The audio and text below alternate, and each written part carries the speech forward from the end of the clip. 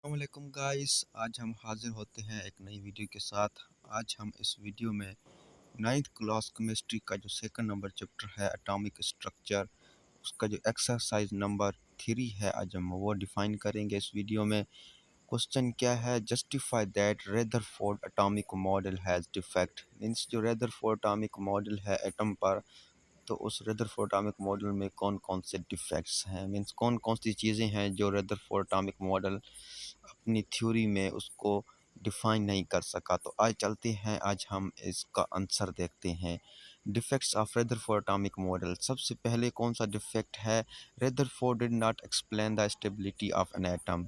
जो रदरफोर्ड का atomic model है उसने जो एटम की स्टेबिलिटी है उसको डिफाइन नहीं कर सका, उसको एक्सप्लेन नहीं कर सका। ये इसका फर्स्ट नंबर जो डिफेक्ट्स है रदरफोर्ड एटॉमिक मॉडल का। Second number, in Rutherford atomic model the negatively charged electron revolve around the nucleus in circular path and emits energy continuously. The must fall into the nucleus. जो second number इसका जो defect है वो क्या है कि जो रदरफोर्ड एटॉमिक मॉडल ये कहता है कि एक नेगेटिवली चार्ज पार्टिकल है जो मुसलसल न्यूक्लियस के इर्द गिर्द एक पाथ में घूमता रहता है और वो मुसलसल एनर्जी को खार्ज करता रहता है।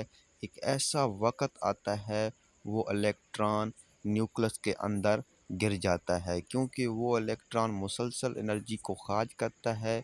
तो एक ऐसा टाइम आता है उसकी एनर्जी ख़त्म हो जाती है तो वो न्यूक्लियस के अंदर गिर जाता है, लेकिन ऐसा होता नहीं है। आगे जाके ये जो थ्योरी थी ये फेल हो गई, तो वो इलेक्ट्रॉन न्यूक्लियस के अंदर नहीं गिरता। तो ये इसका सेकंड नंबर डिफेक्ट है जो रदरफोर्ड एटॉमिक मॉडल ने अपनी थ्योरी में बताया था। तो थर्ड नंबर इसका डिफेक्ट कौन सा है? If the revolving electron continue emits energy. जब एक मुसलसल जो इलेक्ट्रॉन घूम रहा है तो वो क्या करता है? कंटिन्यू एनर्जी को इमिट करता रहता है। Then there would be continuous spectrum, but it contrast to it we get line spectrum from atom. तो जब ये इलेक्ट्रॉन एक रिवॉल्व कर रहा होता है तो वो कंटिन्यू एनर्जी को इमिट करता रहता है। तो उसके नतीजे में क्या बनता है? उसके नतीजे में कंटिन्यूस स्पेक्ट्रम बनना चाहिए, लेकिन ऐसा होता नहीं है। जो एटम होता है, एटम कंटिन्यूस एनर्जी को खार्ज नहीं करता और ना ही वो कंटिन्यूस स्पेक्ट्रम बनाता है। लेकिन वो कौन सा स्पेक्ट्रम बनाता है? वो लाइन स्पेक्ट्रम बनाता है। जो एटम है वो कंटिन्यूस एनर्जी को खार्ज नहीं करता और वो लाइन स्पेक्ट्रम बनाता है। कंटिन्यूस स्पेक्ट्रम मीन्स जिसमें 7 कलर्स हों, और लाइन स्पेक्ट्रम हो उसको कहते हैं जिसमें कोई भी एक कलर मिस हो, 7 के 7 कलर फॉर्म ना हो, तो उसको हम लाइन स्पेक्ट्रम कहते हैं। कंटिन्यूस स्पेक्ट्रम उसको कहते हैं कि जब कोई एनर्जी खार्ज होती है तो उसमें 7 कलर्स निकलें।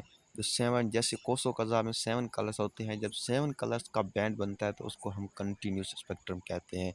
तो आज ये हमने डिफेक्ट्स जो रदरफोर्ड एटॉमिक मॉडल के थे हमने इस वीडियो में इसको डिस्कस किया।